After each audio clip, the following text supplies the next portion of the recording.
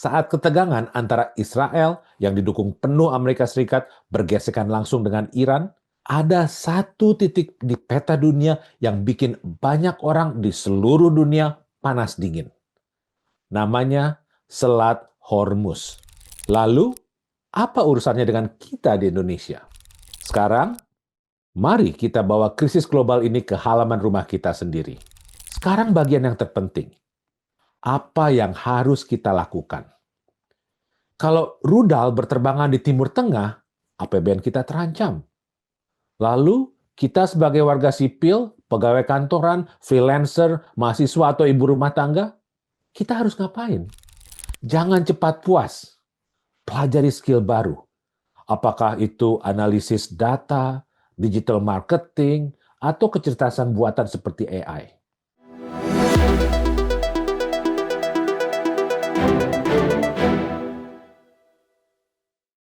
Halo semua, selamat datang kembali di podcast Linomics. Saya Fahlino Suib, dan di sini kita ngobrol santai tapi serius soal ekonomi Indonesia dan peran kita di dalamnya.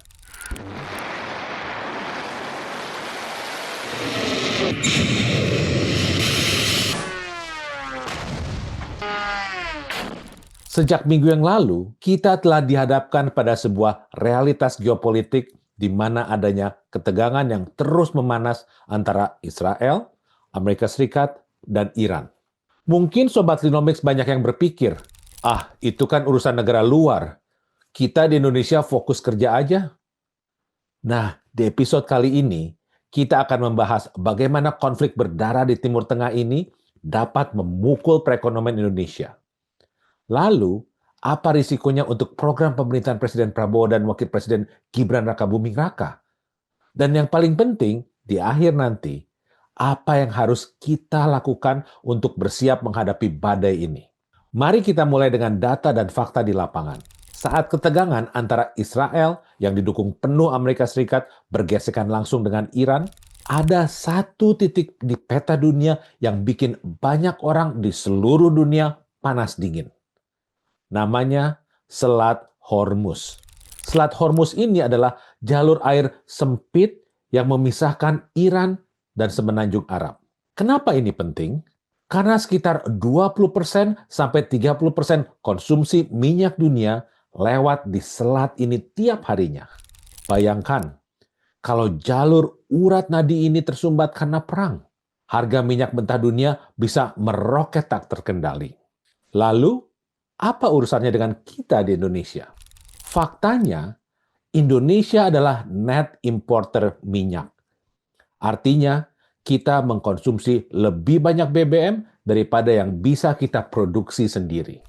Tiap hari kita harus impor minyak dari luar negeri dan membayarnya dengan dolar Amerika Serikat.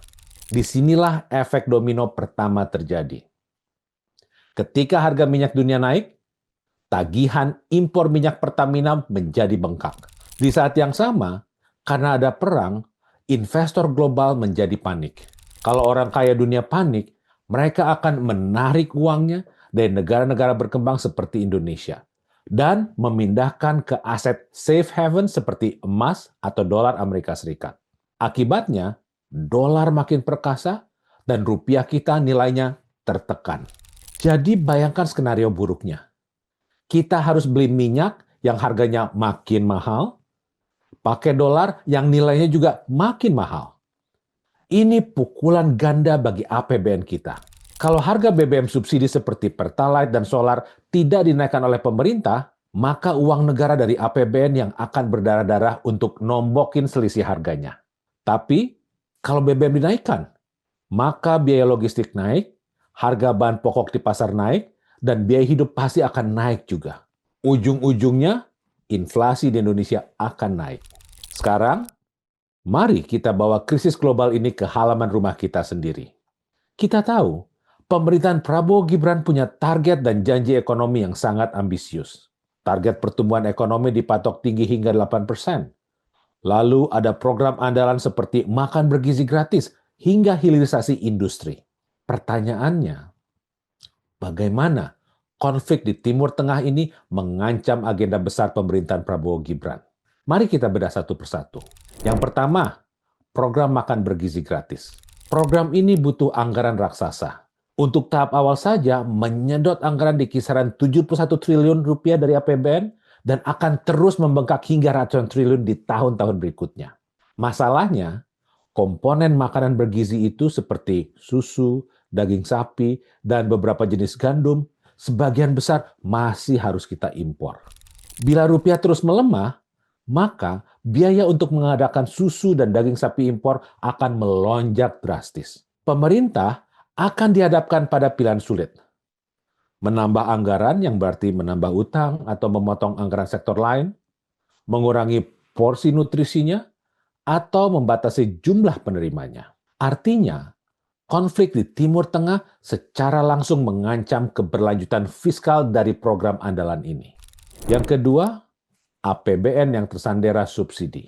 Pemerintahan Prabowo mewarisi ruang fiskal yang cukup ketat. Batas defisit anggaran kita maksimal 3% dari PDB.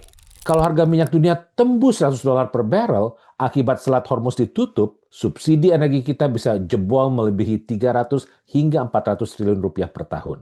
Kalau APBN habis untuk membakar BBM melalui subsidi, lalu uang dari mana untuk membangun sekolah?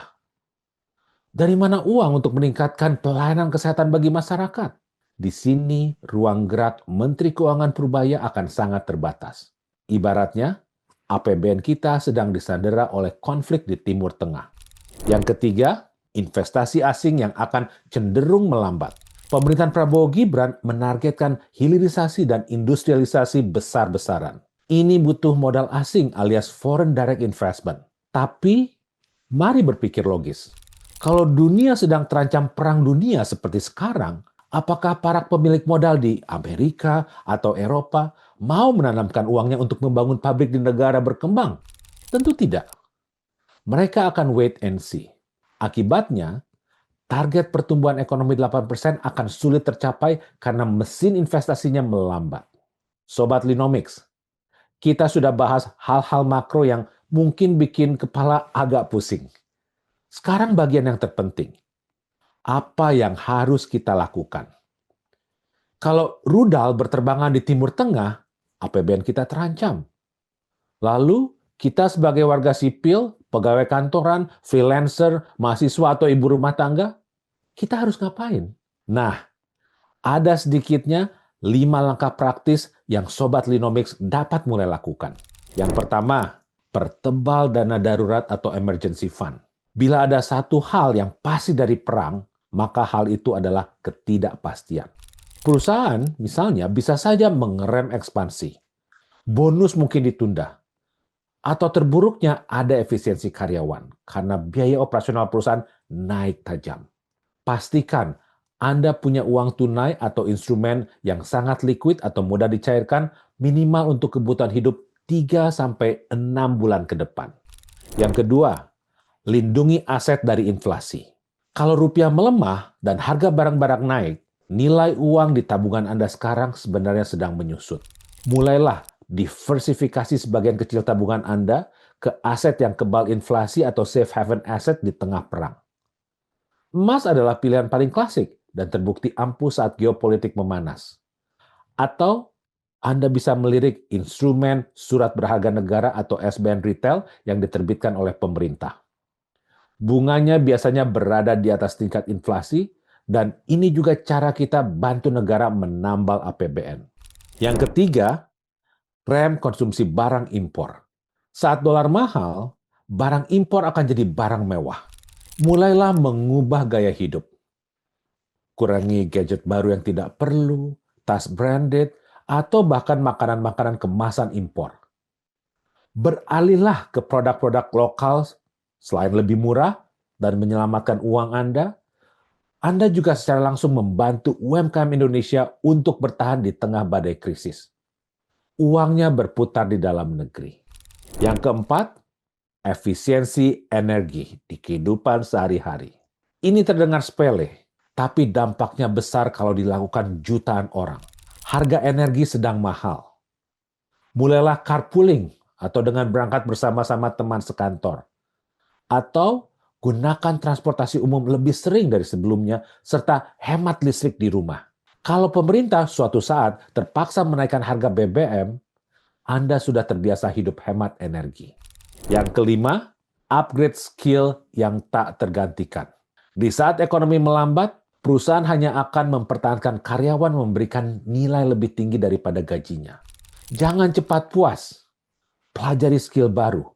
Apakah itu analisis data, digital marketing, atau kecerdasan buatan seperti AI.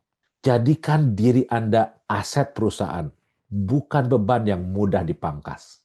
Jadi Sobat Linomics, pada akhirnya kita tidak bisa mengontrol apa yang diputuskan oleh para pemimpin di Washington, Tel Aviv, ataupun Teheran.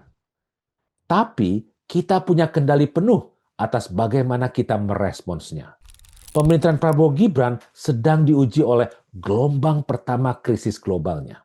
Kita berharap para menteri ekonomi dan tim teknokrat kita bisa meracik kebijakan yang tepat, tidak membuang-buang anggaran untuk hal yang tidak prioritas, dan melindungi masyarakat kelas bawah dari hantaman harga bahan pokok. Namun, pertahanan terbaik dimulai dari diri kita sendiri. Kelola keuangan dengan bijak. Jangan besar pasak daripada tiang. Dan selalu bersiap untuk skema terburuk sambil tetap mendoakan yang terbaik. Bangsa Indonesia sudah melewati krisis finansial 98, krisis global 2008, dan badai pandemi kemarin. Bagaimana dengan badai geopolitik ini? Insya Allah, kita juga akan melewatinya bersama-sama. Terima kasih Sobat Linomics. Tetap semangat, tetap optimis. Sampai jumpa di episode berikutnya. Saya Fahlino Suib.